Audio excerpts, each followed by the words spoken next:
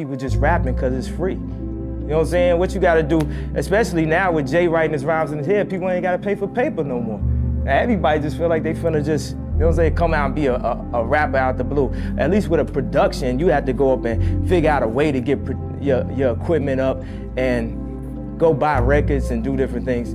So I'm talking about the work ethic is so serious. And up here at Baseline, up at the Rock, people work, the work ethic is crazy. That's why I feel like we killing the game right now. That's why we cutting edge. That's why we on Flex every week, just crushing labels. That's why all you hear practically is The Rock. You know what I'm saying?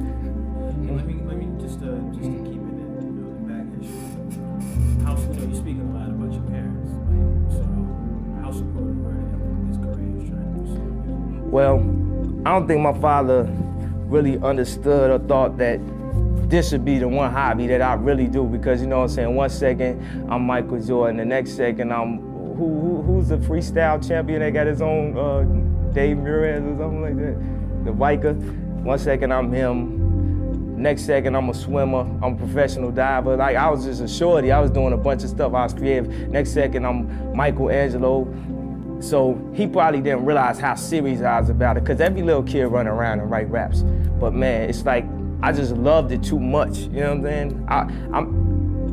I was just always trying to figure out a way for me to be able to express myself, and rap was the best way to express what was on your mind. Me and my father sit up and talk about a lot of issues that need to be brought up, you know what I'm saying? But a lot of people that have that instilled in them don't know how to word it in a way where the public will accept it.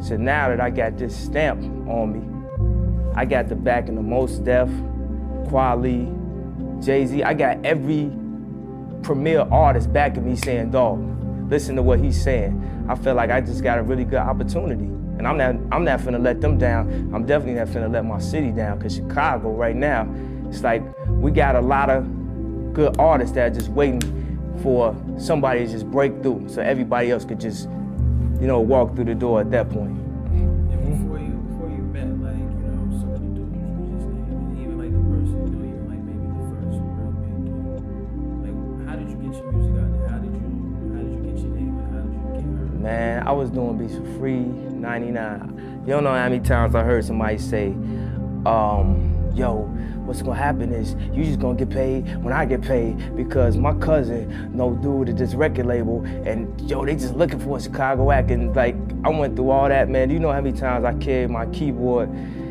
over to the studio tracking some shit for somebody that was only trying to pay me $200 for the beat, but they only had $80 on them. And don't you remember when I just bought you lunch yesterday? And you know what I'm saying? So, I mean, I paid my dues, man. I was 14 years old carrying, trying to do beat tapes. I remember back in grammar school, we used to have rap groups, and I had to write the raps for all the rap groups.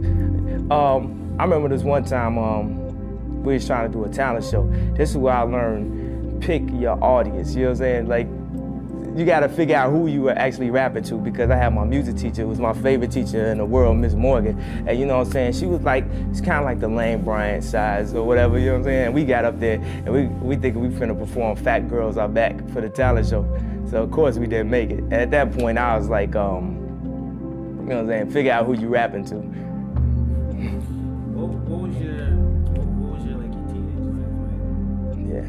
I know I be going off of tangents, but I'm feeling like y'all could just use little clips of that, you know what I'm saying? I don't know how you gonna word it, because you ask me a question, I know I give you a basic answer, and then I'll just go into some other like interesting shit, but,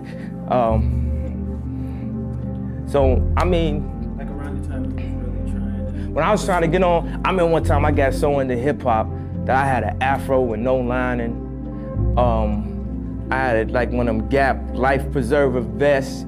I had some Reeboks with fat laces, and I even had an old Reeboks, because in Chicago, we didn't have that. You know what I'm saying? It was hard to find them. I could find the fat laces, but I couldn't find like the official, like the old Pumas or whatever. So I was just trying to just really be and live hip hop. Then I figured out like, man, I ain't really getting no girls with this. This is not really working for me, right? So I think that is the difference of, like, you go to hip hop parties in Chicago, and when nobody be dancing with no girls, there'd be a dude doing a helicopter finna kick some girls in the head.